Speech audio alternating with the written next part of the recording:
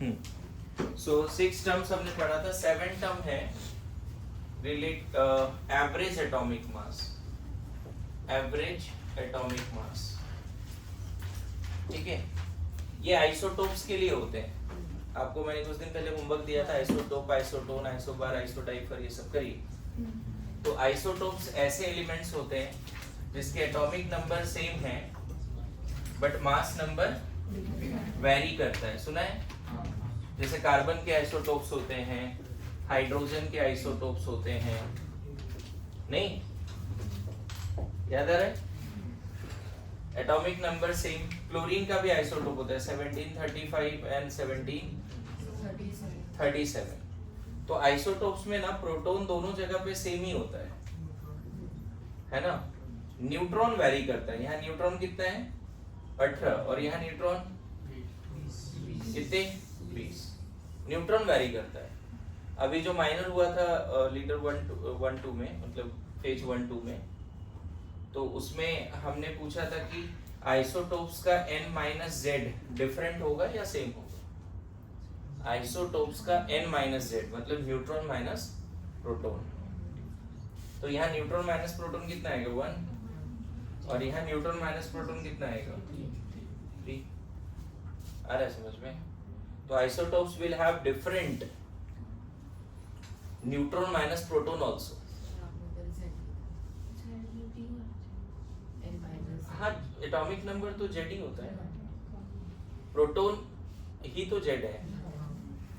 यहाँ प्रोटॉन भी कर सकते थे, ये सेम बात है ना, कोई दिक्कत नहीं है उसमें। So isotope will have same atomic number but different mass number. And why mass number is different? Because their nucleus will have different number of neutrons. पता है इसमें न्यूट्रॉन 18 है और यहाँ 20 है। इस एटम में जितना न्यूट्रॉन है उससे 2 ज्यादा है इसमें। So that's why their mass number varies, their mass also varies.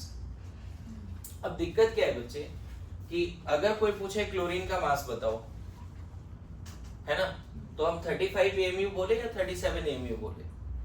दिक्कत है? मेरी बात समझ रहे हो? अगर कोई पूछ ले हमसे कार्बन का मास बताओ, तो हम 12 AMU बोले या 13 AMU या 14 AMU? दिक्कत है ना? और मान लो तुमने 12 AMU बोल दिया, तो तुम मेंशन करना कि ये मास इस आइसोटोप का है।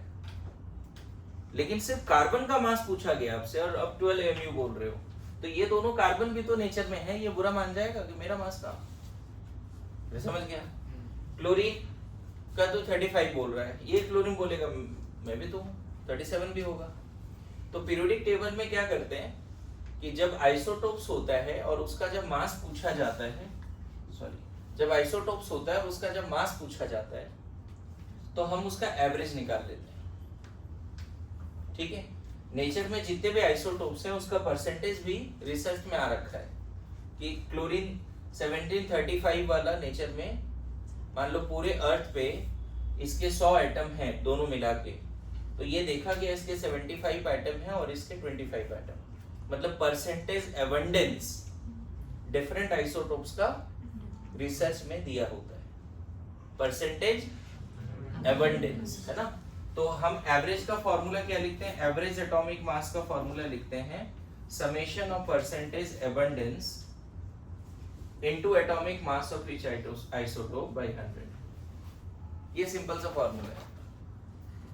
जब भी आपसे average atomic mass of chlorine पूछेगा तो आपको क्या करना है?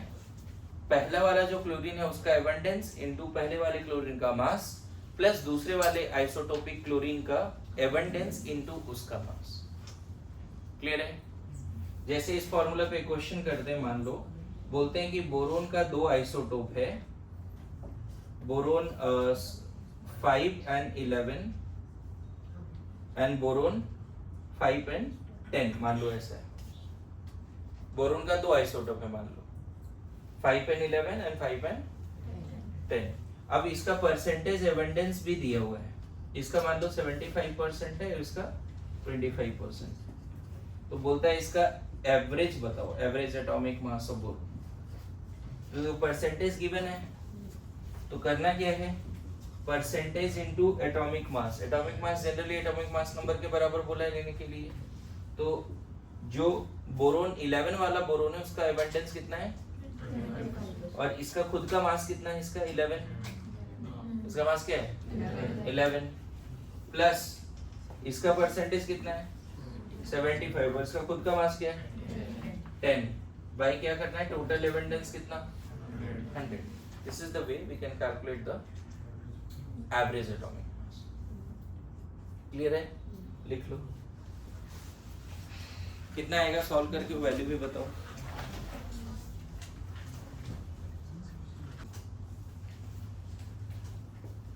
तो इसका आंसर कितना है बताओ फिर से 10.25. So important point is that isotope का जो एवरेज मास होगा वो जो हेवियर आइसोटोप है और लाइटर जो उसके बीच में ही आएगा. एवरेज है ना, तो ऐसा नहीं कर सकते एवरेज 11 पॉइंट समथिंग बोल दिया या 9 पॉइंट समथिंग बोल दिया. मेरी बात समझ रहे हो? The value of average will always comes in between the heavier isotope and lighter isotope mass. क्या समझ में आया? बोलो पक्की बात. आपके ना एनसीईआरटी में ऐसे 3-4 सवाल हैं आइसोटोप का एवरेज मास निकालने वाला, तो वो होमवर्क रहेगा, उसको करना है. लिखो नेक्स्ट क्वेश्चन लिखिए, एक और प्रैक्टिस करो. सेम इसका 3 आइसोटोप है, ए का 10 है, 11 है एंड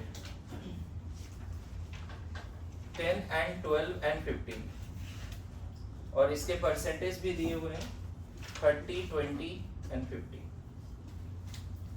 एवरेज बताओ. जस्ट प्रैक्टिस के लिए, फॉर्मूला याद कराने के लिए कर रहे हैं.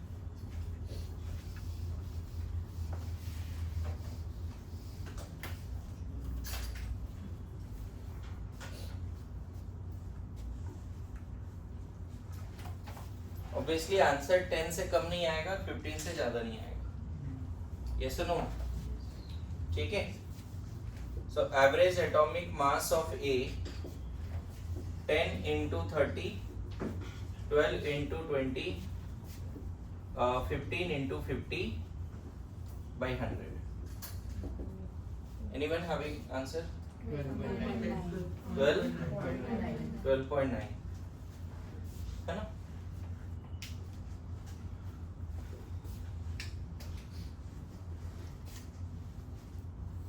क्वेश्चन देखो क्या है.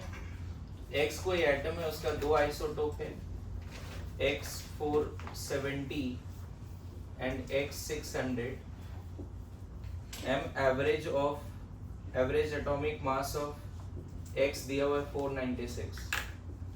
Find percentage abundance of both. थोड़ा क्वेश्चन बदला है.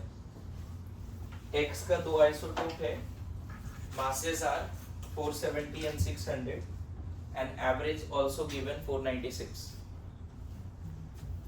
470 फर्स्ट आइसोटोप का मास है, इसका 600 है, एवरेज भी गिवन है. यहाँ परसेंटेज पूछ लिया आपसे. अभी तक हम क्या करते थे, परसेंटेज और मास गिवन एवरेज पूछा करते थे. क्वेश्चन में थोड़ा चेंज कर दिया. क्या ट्राई.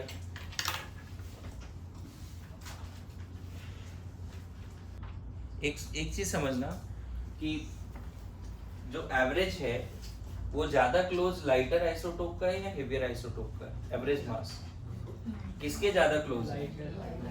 470 से ज्यादा क्लोज है ना ये, तो ऑब्वियसली इसकी परसेंटेज नेचर में ज्यादा होगी और इसकी परसेंटेज कम होगी. तो इसका परसेंटेज अगर x मान लेते हो और इसका परसेंटेज 100 - x होगा. परसेंटेज मान लें नेचर में, तो फिर अब x इंटू कितना 470 plus 100 - x into 600 by total कितना 100, and this average comes out to be 496. This is the way you can solve. Average given है और एवरेज निकालेंगे कैसे? 470 into percentage, 600 into percentage by 100. तो यहाँ से x निकाल लोगे तो आ जाएगा 80%, है ना? समझ गए? क्लियर है? देखो कभी तो मैंने सीखा है कि नंबर लाइन मेथड से भी ये चीज निकाल सकते हैं. नंबर लाइन में सबसे पहले 470 आएगा, फिर 600 आएगा, ऐसा बोल सकते हैं नंबर लाइन में. और इन दोनों का मतलब एवरेज कितना दिया हुआ है 496। यहाँ पे x 470 है और यहाँ पे x 600 है, माने ऐसा। एक शॉर्टकट समझा रहा हूँ, इससे भी सॉल्व कर सकते हो क्वेश्चन। अगर इसका परसेंटेज निकालना है इसका, तो आपको ये gap divide by total gap करो। ये गैप कितना है बताओ? 104 डिवाइड बाय टोटल गैप कितना है 130 इनटू 100 कर दो। शॉर्टकट है।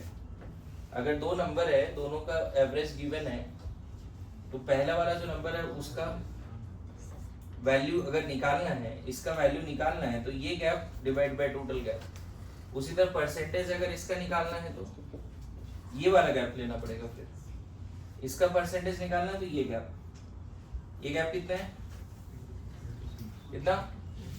26। टोटल गैप 130 इंटू 100, देखो आ गया 20 और 80। ठीक है, बोलो। या फिर एक ट्रेडिशनल मेथड है, जिस तरह से आपने सॉल्व किया उस तरह से कीजिए। It is your choice, it is your choice. NCERT module में भी 4-5 सवाल है। मॉड्यूल में जहां देखो एवरेज मास पढ़ाया गया ना, यहाँ पे लिखा है average atomic mass definitions, and उसके नीचे ना सेम एनसीईआरटी का आर्गन वाला क्वेश्चन दिया हुआ है। आर्गन में जो एनसीईआरटी का क्वेश्चन है वही दिया है। समझ में आ रहा है? तो मॉड्यूल जब पढ़ोगे एवरेज, तो वहां पे ये क्वेश्चन ट्राई कर लेना। देखो ऐसा थोड़ी इस कॉर्नर में फिट नहीं कर पाओगे, सब लोग फिट कर देंगे इस कॉर्नर तुरंत। कैलकुलेशन करवाना है मेरे को जल्दी, तो 3-4 क्वेश्चन एनसीईआरटी का है कर लीजिएगा। डन। शॉर्टकट समझे? अच्छा ये नहीं लगेगा अगर 3 आइसोटोप हो तो 2 के लिए शॉर्टकट वैलिड है कि इसका परसेंटेज निकालना है तो ये गैप डिवाइड बाय ये gap, sorry divide by total gap into 100, और अगर इसका परसेंटेज निकालना है तो डिवाइड बाय टोटल। हमेशा डिवाइड टोटल गैप से करना है। ओके, बाकी लोग इसमें भी सॉल्व कर ही लेते हैं, ये नहीं आते तो क्या दिक्कत है? क्या can be not solve for x? Can be, हो जाएगा। ठीक है,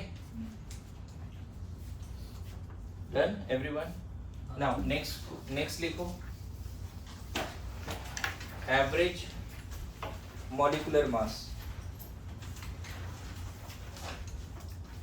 एवरेज मॉलिक्यूलर मास, कभी कभी इसको लोग बोलते हैं एवरेज मोलर मास भी बोलते हैं ना, एवरेज मॉलिक्यूलर मास भी बोलते हैं, एवरेज मोलर मास भी बोलते हैं। ठीक है, एवरेज क्या? Molecular mass. नाउ क्वेश्चन क्या है ऐसे समझिए, ये टर्म क्यों आया उसके पीछे भी लॉजिक समझिए। एक कंटेनर में सिर्फ O2 है तो मोलर मास या मॉलिक्यूलर मास कितना बोलोगे? 32 AMU या ग्राम। अगर मॉलिक्यूलर मास बोलेंगे तो 32 AMU बोल देंगे क्या? 32 AMU बोल देंगे, यस नो? या 32 ग्राम। सिर्फ N2 है, तब सिर्फ N2 है तो मोलर मास 28 ग्राम और मॉलिक्यूलर मास 28 AMU। दिक्कत तब आती है जब एक कंटेनर में दो या दो से ज्यादा गैस हो या दो से ज्यादा कंपाउंड हो। अब बोलते हैं कि इसका मोलर मास बताइए, या इस गैसियस मिक्सचर का मोलर मास बताइए या मॉलिक्यूलर मास बताइए। तो अब 32 बोले या 28 बोले तो दिक्कत आ जाती है। मेरी बात समझना, 1 मोल अगर O2 है तो मास कितना? 32 ग्राम। 1 मोल अगर N2 है तो मास कितना होगा? अब मैं बोल रहा हूं दोनों गैस मिला के 1 मोल है, दोनों गैस मिलाकर। ये कितना है हमें नहीं पता और ये कितना है वो नहीं पता, लेकिन दोनों मिला के कितना है? मेरी बात समझ रहे हो? गैसियस मिक्सचर का 1 मोल गैसियस मिक्सचर का 1 मोल गैसियस मिक्सचर का जो मास होगा वो एवरेज मोलर मास होगा। क्या होगा? Average molar mass, average atomic मास नहीं। देखो टर्म यूज ऐसे करते हैं एवरेज मॉलिक्यूलर मास, क्योंकि मॉलिक्यूल है ना। इससे पहले भी जो पढ़ाया है उसमें क्या है, एवरेज एटॉमिक मास, क्योंकि वहां एटम्स थे, आइसोटोप्स थे। रेसन हो वर्ड यूज करते हैं यहाँ पे एवरेज मॉलिक्यूलर मास ऐसे यूज करते हैं, लेकिन हम उसको एवरेज मोलर मास भी बोल दे रहे हैं। लेकिन एक्चुअल में क्या वर्ड है, actual average molecular mass, average molecular mass. That means it is the mass of 1 mole of gaseous mixture. It is the mass of 1 mole of gaseous mixture. मेरी बात समझ में आ रहा है पक्का? Average molecular mass is the correct word, लेकिन उसको average molar mass भी बोल सकते हो for molecule. Average molar mass for, है ना, molecules या for mixture of molecules, for क्या बोल सकते हैं, मिक्सचर ऑफ मॉलिक्यूल। तो डिफिनेशन क्या है इसका, it is the mass of 1 mole gaseous mixture. It is the mass of, लिख लो, है ना, it is mass of 1 mole gaseous mixture. It is the mass of 1 mole gaseous mixture.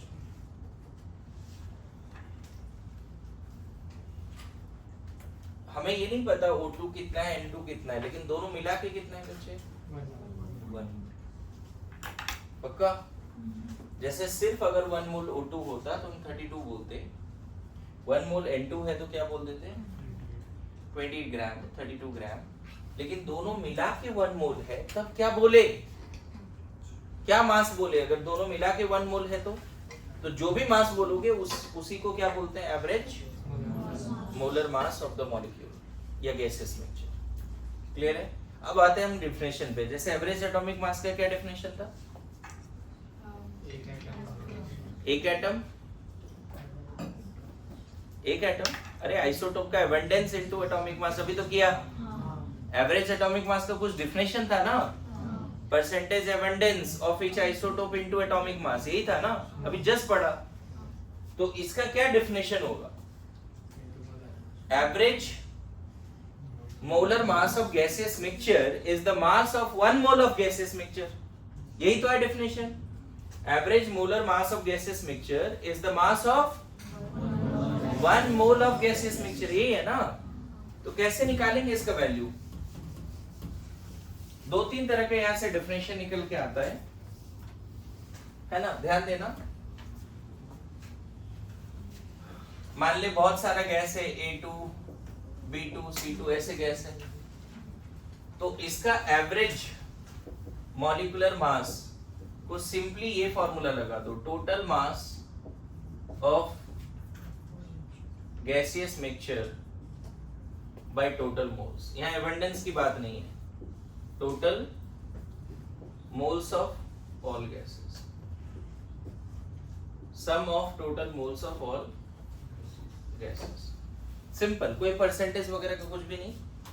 Total mass देखो नहीं लगता, total mole से divide कर दो तो पर मोल वैल्यू आ जाएगा। हम क्या भी डेफिनेशन बोले, it is the mass of 1 mole of gaseous mixture, मतलब ग्राम पर मोल, तो टोटल मोल से डिवाइड कर दो। बोलो समझ में आया? पक्की बात। जैसे इस डेफिनेशन को देखो कैसे लगाएंगे। पहला क्वेश्चन, अगर बोल रहा है N2O2 मिलाकर, दोनों मिलाकर मान लेते हैं, बोलते हैं कि 100 ग्राम है। दोनों मिला के कितना है बच्चे, 100 ग्राम। समझ गए? और इन दोनों का कंबाइंड मोल 100 ग्राम, एक मोल का नहीं है, टोटल जितना भी है वो 100 ग्राम गैस है। ओके, कितना है, और कंबाइंड मोल मान लेते हैं 3.3 मोल है। तो इस डिफिनेशन फिट करो, क्या आएगा बताओ, एवरेज क्या आएगा इसका, एवरेज मोलर मास क्या बोलते हैं, total mass bye gases mixture का टोटल मास दिया है, टोटल मोल से डिवाइड करो, कितना आएगा 100 by 3.3, कितना आएगा बच्चे, 33.33 आ रहा है क्या? तो इसको थोड़ा सा चेंज कर लेना, क्योंकि एवरेज कभी भी उन दोनों के मास से ज्यादा कम नहीं, उसके बीच में आएगा। इसका 32 है, इसका 28 है, तो average must be in between. इसका 32 है ना एक्चुअल में 1 मोल का, और इसका 1 मोल का क्या है, सॉरी इसका 32 है, इसका 28 है, तो एवरेज उसके बीच में आता है। तो मैं तो ऐसे डेटा फ्रेम कर रहा हूँ ना क्वेश्चन। टोटल मास कितना है गैसियस मिक्सचर का? 100, और दोनों मिला के मोल्स कितना है? अब बताओ कितना आएगा? उसके बीच में आना चाहिए। एनीवन? 32 और 28 के बीच में आना चाहिए। आ रहा है क्या इससे? नहीं, 28 पॉइंट समथिंग है पक्का। 28 से कम नहीं आना चाहिए और 32 से ज्यादा नहीं आना चाहिए। आया क्या? बोलो कितना आ रहा है? 28 पॉइंट 2.8 28 पॉइंट क्या 6 28.6 ये सही लग रहा है। फिर पता है अगर ऐसा आया ना तो हम बोलेंगे कि इस कंटेनर में N2 ज्यादा है। N2 क्योंकि एवरेज किसके बराबर आ रहा है? N2 के मास के आसपास आ रहा है। अरे ये सुनो, समझ में क्या बोल रहा हूँ? सिंपली बच्चे 1 मोल गैसियस मिक्सचर का जो मास है वही average molar mass of the gaseous mixture. Clear है? पक्की बात? अच्छा इसमें देखो एक क्वेश्चन ऐसा भी बोल देते हैं, मान लेते हैं N2 और O2 है, इसका 2 मोल है, इसका 3 मोल है मान लो। अब बोलता है एवरेज निकालिए। ध्यान देना सब लोग। बोलता है कि दो गैस है, दोनों का मोल गिवन है, दोनों का मोल गिवन है। बोलता है इस गैसियस मिक्सचर का एवरेज मोलर मास बताइए। क्या करना पड़ेगा? फिर से वही definition, total mass of gaseous mixture by total moles. Total moles तो 5 है, इतना तो दिख रहा है। अरे ये सुनो, टोटल मोल 5 है, तो देखो नीचे तो 5 तो आ ही जाएगा। और 2 मोल N2 का मास कितना? 2 into 28 प्लस 3 into 32। देखो हो गया solve. Total mass of gaseous mixture by total moles. Total mass कैसे आएगा? 2 मोल N2 है तो मास कितना? 2 into 28। 3 मोल H2 है तो मास कितना? हो गया। Yes no? एवरेज ऐसे। ये क्वेश्चन में क्या था बच्चे? दोनों का कंबाइंड मास ऑलरेडी दिया हुआ था और दोनों का कंबाइंड वॉल्यूम दिया हुआ था, तो हम वो फॉर्मूला डायरेक्ट लगा दिए, total mass by total moles. ये क्वेश्चन समझ में आया क्या था? आपको क्वेश्चन में ही total mass of gases mixture दिया हुआ है, टोटल मोल्स दिया हुआ है, तो डायरेक्ट लगा दो। लेकिन यहाँ पे क्या है? दोनों गैस का टोटल मास गिवन है क्या? नहीं, दोनों का मोल्स गिवन है। तो दोनों का मोल से तो मास आ ही जाएगा ना। किसी भी कंपाउंड का मोल से उसका मास आ जाता है, क्योंकि उस कंपाउंड का नाम लिख दिया है कि 2 मोल N2। N2 जैसे ही दिया हमें पता है 28 ग्राम। Yes no? बोलो पक्की बात? एवरेज का मतलब समझ रहे हो सब लोग? हाँ, एवरेज एटॉमिक मास में आइसोटोप्स के परसेंटेज एबंडेंस गिवन होंगे, लेकिन एवरेज मॉलिक्यूलर मास में क्या गिवन होगा? वो सारे मॉलिक्यूल गिवन होंगे जिसका एवरेज निकालना है, उन सारे मॉलिक्यूल का मास या मोल गिवन होगा। तो आपको कुछ करना नहीं है, total mass by total mole कर देना है। बोलो विशाल बताओ, आ रहा है समझ में? नोट डाउन जल्दी। अभी कुछ क्वेश्चन और कराता हूं मैं। इधर कैलकुलेशन गलत किया, कितना है जी ये? 30.4।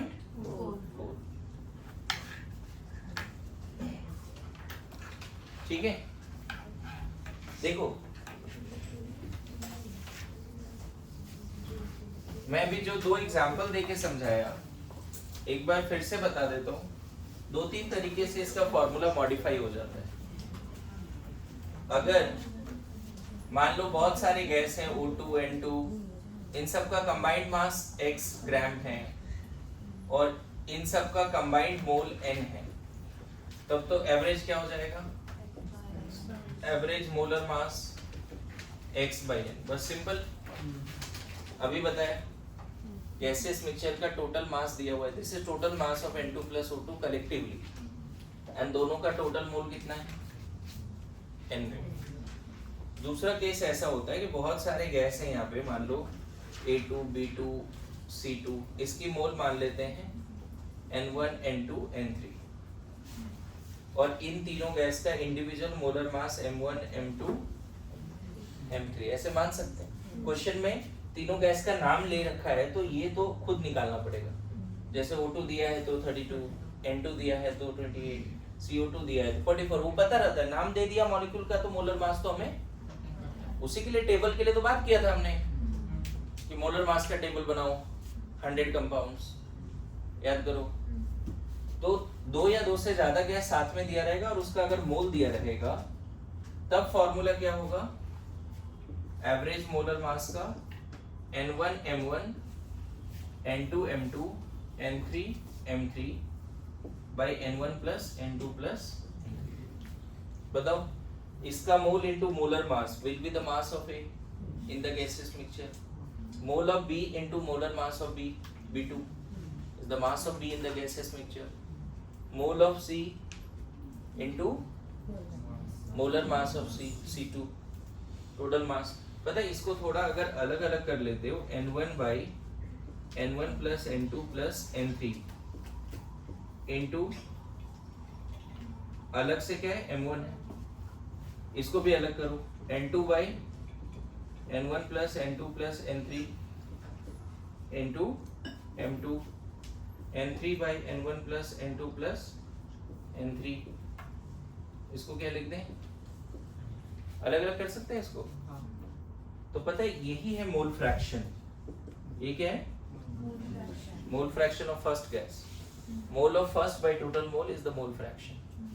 उसी तरह से क्या हो गया X2 M2 X3 ऐसे चलेगा। अगर सिर्फ 2 ही गैस होगा तो, अगर सिर्फ 2 गैस होगा तो, मान लो सिर्फ 2 गैस है O2 N2 कितना N1 N2, तब इसका एवरेज कितना लिखोगे पता है, mole fraction of into 32 plus mole fraction of into 28। सिर्फ 2 गैस है तो डायरेक्ट ये लिख सकते हो, फर्स्ट का mole fraction into their molar mass plus second का मोल फ्रैक्शन into their, तो फॉर्मूला थोड़ा मॉडिफाई हो जाता है, लेकिन मेन डेफिनेशन, कोर डेफिनेशन क्या है, टोटल मास बाय, मैं पता है जो मेन डेफिनेशन है total mass by total moles, उसी को हमने थोड़ा मॉडिफाई किया। अरे यस नो क्लियर है, लिख लो, थोड़ा थोड़ा अपनी स्टोरी बनाओ, कंसेप्ट समझ गए तो 2-4 लाइन अपने हिसाब से लिखो।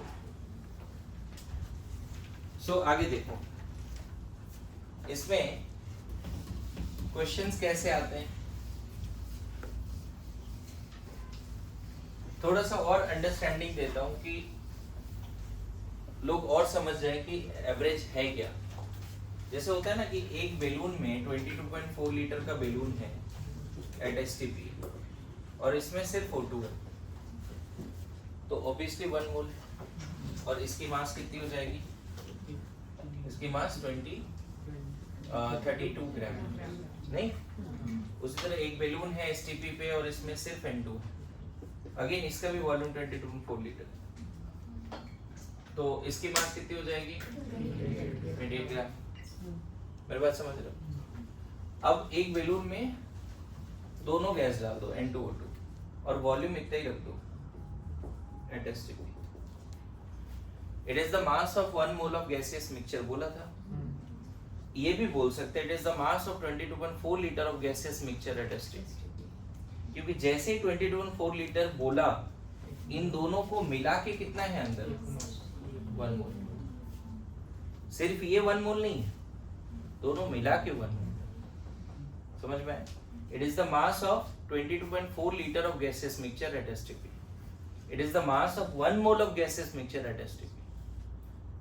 ये भी डेफिनेशन है, समझ में आ रहा है। अगर एक बेलून सिर्फ तुमने किससे भर दिया O2 से, और उसका वॉल्यूम कितना है STP पे, तो अंदर कितना गैस चला गया 32 ग्राम, सिर्फ N2 से भर दिया, 1 मोल है यहाँ भी, क्योंकि हम वॉल्यूम कितना बोल रहे हैं एट एसटीपी।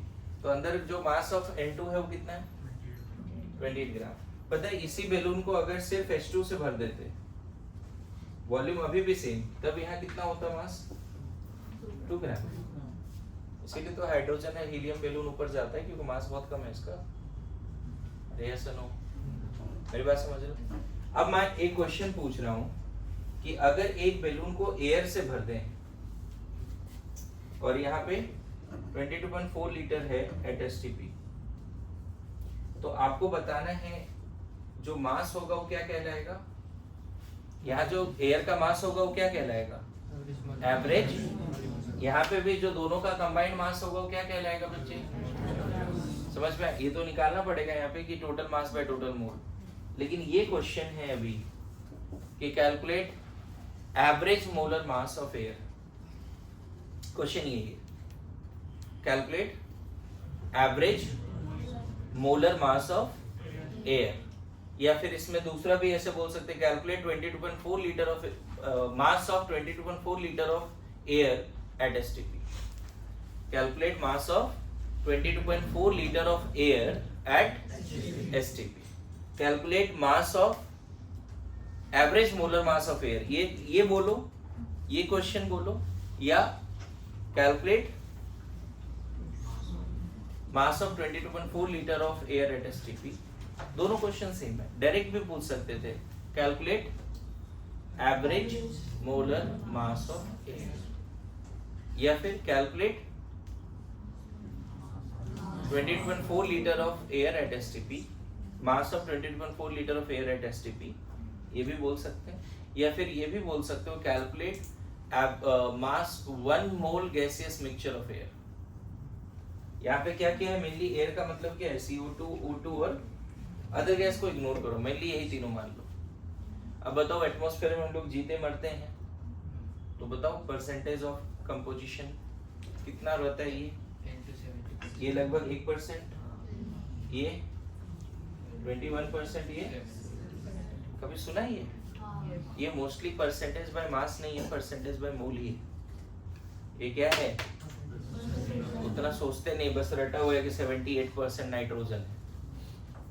मतलब पूरे अर्थ के एटमॉस्फेयर में जितना भी नाइट्रोजन है, अगर पूरे अर्थ के एटमॉस्फेयर में 100 मॉलिक्यूल है नाइट्रोजन का से, तो 78 नाइट्रोजन 100 मॉलिक्यूल है टोटल, तो 78 क्या है ऐसे। क्लियर है? मेरी बात समझ लो। क्वेश्चन क्या दिया मैंने, calculate M average of air, calculate, चलो करो। और उसके अलावा एक दूसरा एक्सेस क्या दिया, it is mass of 22.4 litre of gases mixture eight STP.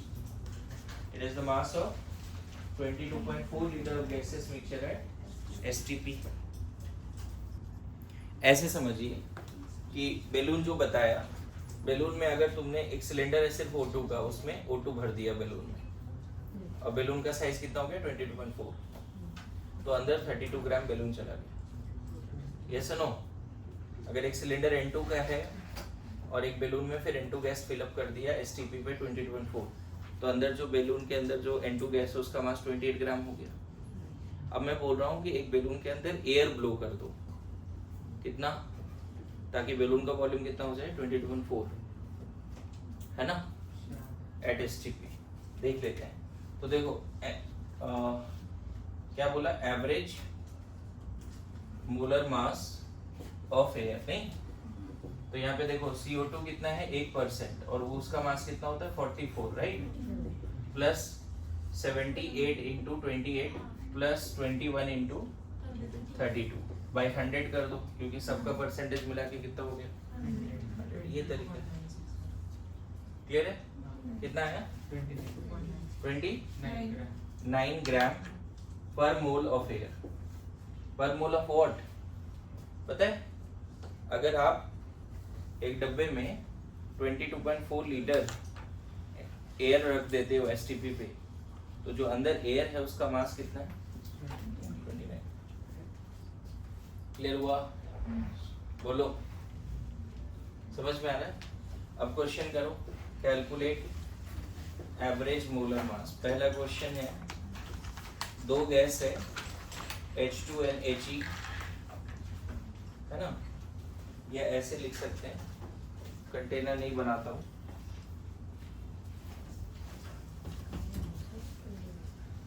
Average molar mass of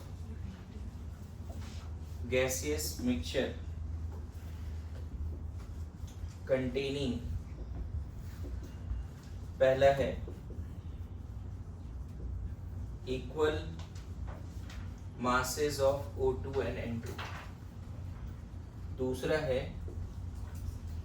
equal moles of O2 and N2, तीसरा क्वेश्चन है 2 मोल He and 4 मोल H2, है ना, 2 मोल N2, 3 mole O2 and 5 mole methane. ऐसा इस तरह के question से just practice के लिए दे रहा हूँ। गैसेस मिक्सचर है ना, ट्राई करो। देखो क्विक सॉल्यूशन देता हूँ इसका। एक कंटेनर में दो गैस है N2H2, तो एवरेज मोलर मास क्या लिख दोगे, दोनों का मास XX ग्राम है मान लो, तो 2x हो गया। x ग्राम O2 मतलब कितना मोल, x/32। x ग्राम N2 मतलब कितना मोल, x/28। देखो वही डिफिनेशन है, total mass by total moles, है ना। एक डब्बे में N2 और O2 है, मान लेते हैं x ग्राम है, ये भी x ग्राम है, बोल रहा है ना इक्वल मास, तो total mass of gases mixture कितना हो गया 2x, and x gram N2 मतलब कितना मोल, x/28। तो मोल सीखे ही है वो। x ग्राम O2 मतलब कितना मोल, तो इसको सॉल्व करो कितना आ रहा है। देखो x कॉमन है ना, ऊपर चला जाएगा, ऊपर 2x है ना, और x कॉमन है, x ऊपर और नीचे से कैंसिल होगा, यहाँ पे चला जाएगा 32 × 28 और नीचे आ जाएगा 32 + 28, है ना। तो कितना हो गया 2 × 32 × 28/60। सॉल्व करना, 28 और 32 के बीचों बीच आ सकता है, कितना है 29.9। श्योर है, बढ़िया। अच्छा यहाँ क्या बोल रहा है, इक्वल मोल्स बोल रहा है, गैसियस मिक्सचर है उसमें दोनों का इक्वल मोल है, तो तुम चाहो तो एक एक मोल भी लेके सॉल्व कर सकते हो, दो दो मोल लेके भी सॉल्व कर सकते हो, 10-10 भी मोल ले लो दोनों का। समझे क्या बोला, इक्वल मोल्स है बच्चे। तब बताओ एवरेज कितना, इक्वल मोल्स मतलब मान लेते हैं 1 मोल O2 है, 1 मोल N2 है, और टोटल मोल्स कितना 2, कितना आंसर आ गया 30 ग्राम। आंसर सिंपल है, इसका आंसर क्या हो जाएगा 30 ग्राम। कुछ है ही, बोलो, अरे सुनो, आ रहा है समझ में, आ रहा है। हाँ ये वाला कैसे बनाएंगे, ये तो सिंपल वही फॉर्मूला लगा, तो m कितना 2 × 4, 4 × 2 22/6। 2 मोल हीलियम 8 ग्राम, 4 मोल H2 8 ग्राम, रिएक्शन है ना, 16/6, 16/6 ही होगा ना, निकाल लो इधर। ये तो वही वाला formula, M1 N1 M2 N2, कितना लिख दे 2 मोल N2 2 × 28, 3 मोल O2 3 × 32, 5 मोल मीथेन 5 × 16/10 हो जाएगा। बोलो।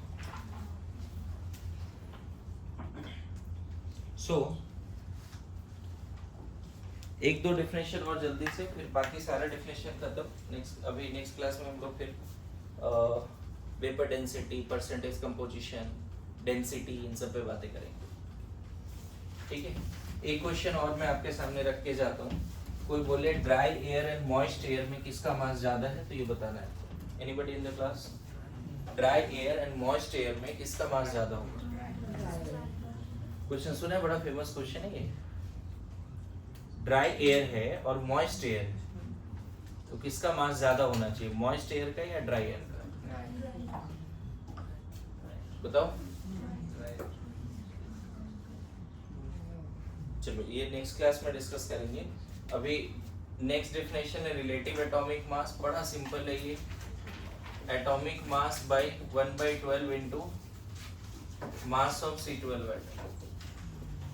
और एक है रिलेटिव मॉलिक्यूलर मास, ये भी हो गया molecular mass by 1/12 into mass of C12। कभी कभी पूछ लेता है रिलेटिव एटॉमिक मास क्या है, तो जो किसी एटम का एटॉमिक मास है या कोई आइसोटोप है तो यहाँ एवरेज भी ले सकते हो, एवरेज एटॉमिक मास भी ले सकते हो। रिलेटिव एटॉमिक मास 1 EMU के रिस्पेक्ट में कौन कितना हेवी है, ऐसी वाली बात समझना। एटॉमिक मास बाय 1 EMU, पता है इसका कोई यूनिट नहीं होगा, इसका भी कोई यूनिट नहीं होगा। जैसे वाटर का कोई बोले relative molecular mass of water, तो सिंपली 18 EMU बाय 1 EMU कर दो और ये 18 बोल दो। मतलब वाटर का एक मॉलिक्यूल 18 टाइम्स हेवियर है with respect to our reference unit, that is 1 EMU। मेरी बात समझ में आ रहा है? वाटर का एक मॉलिक्यूल, हमारा जो रेफरेंस यूनिट है 1 EMU, उसके रिस्पेक्ट में 18 टाइम्स हेवियर। आया समझ में? जैसे मान लो अगर relative atomic mass of chlorine बोला जाए, तो क्लोरीन का एवरेज 35.5 आता है AMU बाय 1 AMU। कितना आ गया? तो मैं बताऊं पीरियोडिक टेबल में जो क्लोरीन का दिया रहता है ना 35.5, वो एक्चुअल में उसका relative atomic mass. Even periodic table में किसी भी एलिमेंट का मान लो सिंबल Fe है 26 और यहाँ 55.85 लिखा होता है, पीरियोडिक टेबल में देखना 26 और ऐसा लिखा रहेगा, ये एक्चुअल में क्या है, रिलेटिव एटॉमिक मास है ही नहीं। समझ गए ना? मतलब ये बता रहा है कि एक आयरन एटम 55.85 टाइम्स हेवियर है with respect to our reference unit, that is 1 AMU। जैसे बोलते हैं ना, इसने अपना मास मान लो बताया 60 kg सपोज, तो kg नहीं बोलता 60 भी बोलता तो मैं समझ जाता कि जो 1 kg है उसके रिस्पेक्ट में 60 टाइम्स है। क्लोरीन का 35.5 रिलेटिव एटॉमिक मास है। ये कैसे आया? ऊपर हमें क्लोरीन आइसोटोप के फॉर्म में एग्जिस्ट करता है, तो हमें क्लोरीन का यहाँ क्या रखना पड़ेगा, average atomic mass by 1 AMU। समझ में आया? तो 2-3 और टर्म है, ध्यान रखना। Relative atomic mass and relative molecular mass का कोई यूनिट नहीं होगा, ये जस्ट ये बताता है कि उसका एक मॉलिक्यूल है, एक एटम 1 AMU के रिस्पेक्ट में कितना हेवी। क्लियर है? गिवन मास को, एक एटम के मास को, एवरेज एटॉमिक मास को 1 AMU से डिवाइड कर दो, एक मॉलिक्यूल के मास को 1 AMU से डिवाइड कर दो। और अच्छी बात है, जो उसका एटॉमिक मास है वो AMU में आएगा, रिलेटिव एटॉमिक मास वही वैल्यू होगा, बस उसका यूनिट नहीं होगा। जैसे वाटर का मॉलिक्यूलर मास 18 AMU है, लेकिन relative atomic mass of water सिर्फ 18 होगा। क्लियर हुआ? समझ में आया सब लोग? तो अभी ऐसा समझो कि सारे डेफिनेशंस कंप्लीट हो गए आपके।